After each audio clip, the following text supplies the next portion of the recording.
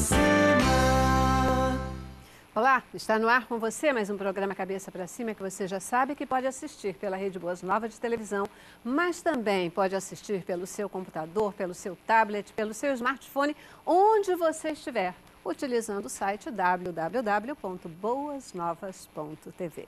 É a Boas Novas sempre pertinho de você, levando para você conteúdo que informa, que orienta, que abençoa a sua vida em qualquer momento. Essa é a nossa missão, essa é a nossa forma de transmitir Jesus, fazendo com que você, tendo informação e conteúdo bacana, você tenha também uma vida plena e abundante, que é o que Deus preparou para cada um de nós, né? É isso que Ele quer para a gente, porque o que Ele quer é que nós sejamos felizes. E a nossa missão aqui na Rede Boas Novas é contribuir para que isso possa acontecer de uma forma bacana. E o meu registro aqui para aqueles que nos ajudam a cumprir a nossa missão, para aqueles que já entenderam o seu papel no contexto da Rede Boas Novas, sabem que para a gente é complicado fazer qualquer coisa sozinho.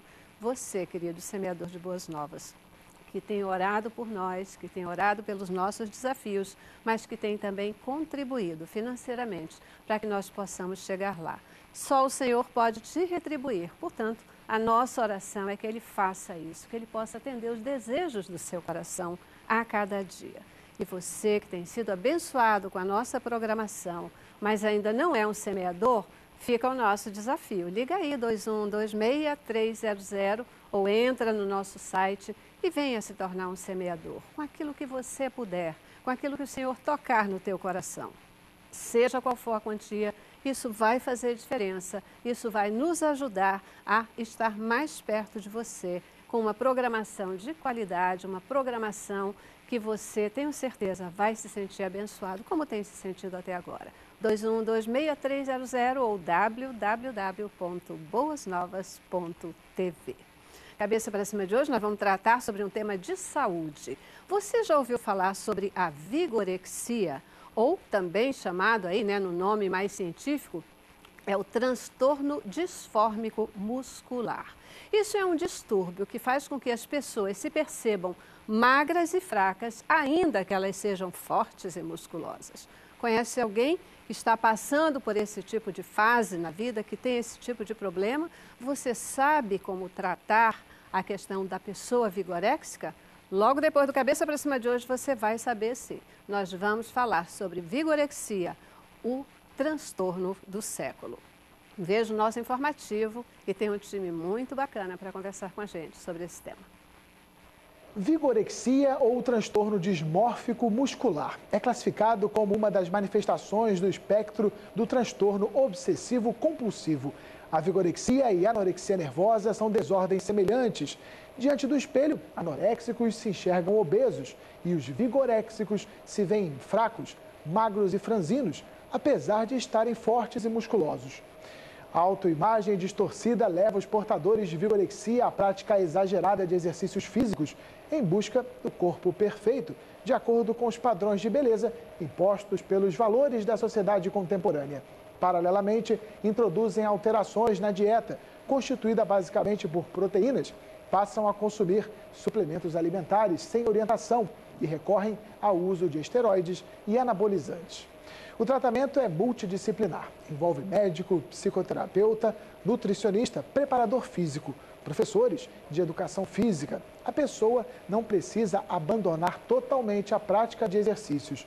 Outra medida essencial é convencê-lo de que deve abandonar o uso de anabolizantes e de outras substâncias equivalentes, porque provocam efeitos adversos, como atrofia dos testículos, disfunção erétil e infertilidade, patologias que podem ser irreversíveis.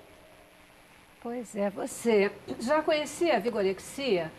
Tem percebido pessoas aí por perto de você que estejam assim obcecadas com essa questão do corpo? Incrível, né? Mas já é conhecido aí como o transtorno do século. Por isso, Cabeça para Cima tem que falar sobre esse tema, para orientar você, ajudar você a perceber como é que isso acontece e, especialmente, ajudar você a entender como é que a gente trata a vigorexia. Aqui no estúdio eu recebo a Mara Argento, nossa querida Mara. nutricionista, e vai nos ajudar a falar sobre vigorexia. Obrigadão por estar aqui. Eu que agradeço. Muito obrigada pelo convite. Vigorexia para a gente é muito interessante. Até então, a anorexia e a bulimia, que são transtornos alimentares, era o que era mais focado, e a gente tem visto crescer intensamente, é a vigorexia agora. Esse é um desvio, né? Um desvio relacionado ao comportamento alimentar e que merece a nossa atenção. Vamos já entender melhor esse negócio, Muito né? obrigada. Vamos lá, estamos dando atenção. Cabeça para cima de hoje falando sobre vigorexia. Né? Também conosco o Bruno Orleans. O Bruno, ele é personal trainer e também desenvolve trabalho com crianças carentes. Ele ministra aulas em escolinhas de futebol, eventos de incentivo ao esporte. Bacana o trabalho que você faz. Obrigado. Né? Cuidar das crianças é super importante. Muitíssimo obrigada por estar aqui com a gente hoje. Imagina, obrigado. Olá, tudo bem? Tudo bem? Acho que vai ser um tema bem bacana para a gente discutir hoje, né, com essa equipe de profissionais aqui, né? Isso aí. Também conosco, completando o nosso time, a Isabel Braga. Isabel é psicóloga clínica, mestre em saúde da população e é também pós-graduada em gestão de emergências em saúde pública. Muitíssimo obrigada por estar aqui. Imagina, eu que agradeço o convite, né? É um prazer estar aqui, fazendo parte, né, dessa formação para informar aos nossos ouvintes sobre esse tema que é tão relevante. Espero poder contribuir de uma forma bastante positiva. Gente, me chama a atenção isso, né? Essa questão da vigorexia já merecer o título, vamos chamar assim, de transtorno do século. Por que isso? É um volume muito grande mesmo, as pessoas estão com essa quase neurose, né, em torno do corpo, essa coisa toda. Como é que é isso? Tem crescido muito dentro das academias, entre os jovens. Foi feita até uma pesquisa não tem muito tempo em Belo Horizonte. É um pouquinho diferente do perfil do Rio de Janeiro, por exemplo. Mas em Belo Horizonte, com 1.000 jovens, desses 1.000 jovens, 62% estavam completamente satisfeitos com o corpo deles. Então, pensando-se que o corpo deveria ser um corpo ou outro tipo, seriam muito mais fortes. Né? Isso tem atingido muito mais os jovens do que o sexo feminino. O sexo feminino nem tanto, mas já caminha para isso. Em busca eu preciso ter esse corpo, independentemente desse preço que eu vou ter. Isso tem atingido a muitas faixas de idade, mas a gente vê a concentração maior entre os adolescentes e os jovens. Você que trabalha com esse público mais jovem, então como é que você tem percebido isso? Como é que essa turma chega até você nessa busca por um corpo? A vigorexia é uma insatisfação constante do corpo, né? E, como ela disse, o grande público, o público-alvo da vigorexia é o público masculino, são jovens por média de 18 a 35 anos. E são pessoas que, por mais que elas se dediquem à atividade física e obtenham o resultado de melhora do condicionamento, e não só a parte de condicionamento físico, mas também a questão estética, ele não consegue visualizar essa melhora. Então, ele entra num ciclo constante de melhoria do corpo, de uma melhoria estética, e buscando essa melhoria, ele acaba buscando caminhos ou atalhos mais curtos para atingir esse objetivo. E muitas das vezes esse atalho acaba trazendo uma série de malefícios à saúde, né? Isabel, é um transtorno muito mais, vamos dizer, psicológico, ou ele é mais físico? Como é que é isso? Porque jovens, né? É interessante, jovens, masculino, um perfil mais masculino. Eu fico imaginando aí que as mulheres optam talvez pelos preenchimentos, pelos, né, as cirurgias plásticas, etc., nessa busca de perfeição de corpo. E os homens, eles acabam indo para esse outro lado de musculação, de anabolizantes? Sim, então, como a Mara falou, existem pesquisas que já estão buscando saber os índices, né, dessa patologia dentre a população. E eu estava lendo sobre uma pesquisa que foi realizada nos Estados Unidos, onde os homens, eles se viam que praticam esporte em excesso, eles entendiam que as mulheres que olhassem para eles, desejariam que eles estivessem com pelo menos 13 quilos a mais do que eles realmente tinham. E foi feita a mesma pesquisa com mulheres em relação a esse biotipo que é formado, né, por esses homens que malham, que têm essa obsessão por esse corpo tão musculoso, e elas desejavam exatamente o contrário, que eles não fossem tão musculosos. Então tem uma questão aí realmente que é patológica, uma questão que é aprendida, não é? É socialmente, é uma conduta social, e dentro disso também a gente tem um padrão psicológico que ainda não está descrito, né, nos manuais de conduta, né, para a gente fazer esse diagnóstico bem mais ponderado, mas ela já está enquadrada em outros transtornos psicológicos que são já bem categorizados, né, como o transtorno obsessivo-compulsivo, como foi falado, e dentro desse transtorno, que tem, onde a pessoa desenvolve ideias obsessivas e começam a desenvolver práticas também que são compulsivas, a gente pode chamá-lo de transtorno dismórfico. Por quê? Porque a dismorfia significa feiura, uma palavra grega que significa feiura, onde a pessoa se olha e não se aceita como é. Então, tem a questão social e tem a questão psicológica também. Então, é como se fossem várias classificações e subclassificações. É um transtorno psicológico, dependendo da gravidade, do nível, nós podemos também considerar como um transtorno psiquiátrico. Perfeito.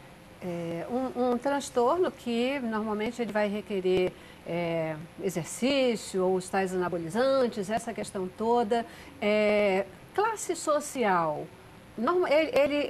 há alguma identificação aí de ficar mais focado em classe social de pessoas que têm um poder aquisitivo um pouco melhor, ou mesmo pessoas de uma classe social mais baixa, elas também acabam buscando essa perfeição física, falsa perfeição física?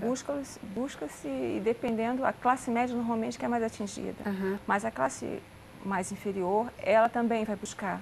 E aí ela acaba utilizando determinados produtos que são com um preço mais baixo, em que há o risco de ter, por exemplo, alguns suplementos que têm o acréscimo de substâncias, alguns esteroides ali são colocados, que são substâncias que vão estar dando rapidamente esse crescimento muscular, independentemente do comprometimento que vai ter do fígado e dos rins. Então, isso também é muito perigoso. Mas a classe média é que é mais atingida. Certo. Tá? Então, esse estudo que a Isabel se referiu a respeito, nos Estados Unidos, né, a respeito dos homens, foi feito também com relação à anorexia. A anorexia é o inverso da vigorexia, né? A mulher se olha, ou o homem se olha, e ele está com um corpo ótimo, ou ela está com um corpo ótimo, se vê gorda, então tem que emagrecer. E os homens queriam, elas com um percentual de gordura um pouco mais elevado, e elas sempre querem mais baixo. E na vigorexia é o contrário. Mas, quer dizer, todas as classes são atingidas, mas principalmente a classe média. Caramba, né? E essa questão mesmo, né? Porque aí o pessoal que tem mais dificuldade, menos recursos, acaba apelando, sendo muito mais vítima aí de medicamentos que não são adequados. Eles buscam os anabolizantes porque você tem uma diferenciação entre anabolizante e suplementação. A suplementação, ela costuma ser bem cara, porque também ela é um produto de grande qualidade. Então, as pessoas de classes menores acabam indo diretamente para o consumo de anabolizantes. E muitos desses anabolizantes, inclusive, são para uso veterinário. Exato. Então, a gente tem um perigo assim, muito maior em classes menores. Porque, primeiro, que não tem o acesso ao conhecimento, vocês não conseguem ter acesso, de repente, ao auxílio de um médico nutrólogo, de uma nutricionista, de um ortomolecular, que são pessoas que ajudariam nesse processo, e eles vão muito por intermédio de um amigo. Não, o meu amigo usou, o meu amigo tomou. Então, eles buscam, através de anabolizantes mais baratos, que muitas das vezes são anabolizantes veterinários, e aí aumentam o risco significativamente, né? E esse negócio, né? Qualquer tipo de remédio não pode ter esse caminho de que meu amigo usou, fez bem para ele, eu vou usar também, né? Porque o que é bom para um nunca necessariamente é bom para outro. Tem uma série, vocês são médicos, né? Vocês são profissionais de saúde, a gente sabe que tem que ser ali para aquele indivíduo, né? Tem que se olhar para aquela pessoa, ver todas as questões de saúde, etc., para poder ter qualquer indicação medicamentosa, né? O suplemento ele foi feito inicialmente para pessoas com AIDS, para pessoas com câncer, mas com a necessidade, que eu tenho muitos atletas, então eu passo a utilizar. E é assim que foi feito. Então, os atletas, eles precisam, por exemplo, uma pessoa que não é atleta precisa em torno de 2.000 quilocalorias. Um atleta precisa de 5.000 quilocalorias. Ele não pode se manter o dia inteiro sentado comendo. Então, o que eu faço? Lanço mão dos suplementos. Se essa pessoa não é atleta e ela quer ganhar peso, ela quer ganhar músculo, então ele vai também lançar mão dos suplementos muitas das vezes, mas sem necessidade. O ideal era que ele tivesse a sua alimentação, então uma alimentação em que eu tivesse uma concentração maior, por exemplo, de proteína, mas tudo muito equilibrado. O profissional, o nutricionista iria montar a dieta para ele, para que não sobrecarregasse os rins dele, para que não sobrecarregasse o fígado dele, que são órgãos que a gente tem que ter bastante cuidado, bastante cautela, mas infelizmente isso não é feito. Então, como tem a rapidez, vamos colocar silicone. Alguns colocam silicone. Existem algumas pessoas que precisam que seja tão rápido, há uma necessidade na mente deles, ou até mesmo a nível profissional, que precisam colocar silicone. Então, colocam silicone, um tremendo peitoral, né? É o silicone, e alguns estão injetando até óleo. Então, injetam óleo e você vê que é bem diferente, né? Aquele músculo hipertrofiado, um músculo com óleo. Eu já preciso da minha primeira paradinha, a gente vai fazer um intervalo, mas a gente volta já já para continuar conversando sobre isso. E agora eu quero começar entendendo como é que a gente percebe que uma pessoa ela já está vigoréxica, né? Ela já está começando a embarcar nessa canoa furada, né? Porque isso para mim me parece uma canoa furada, ok? Intervalo, voltamos já. Cabeça pra cima.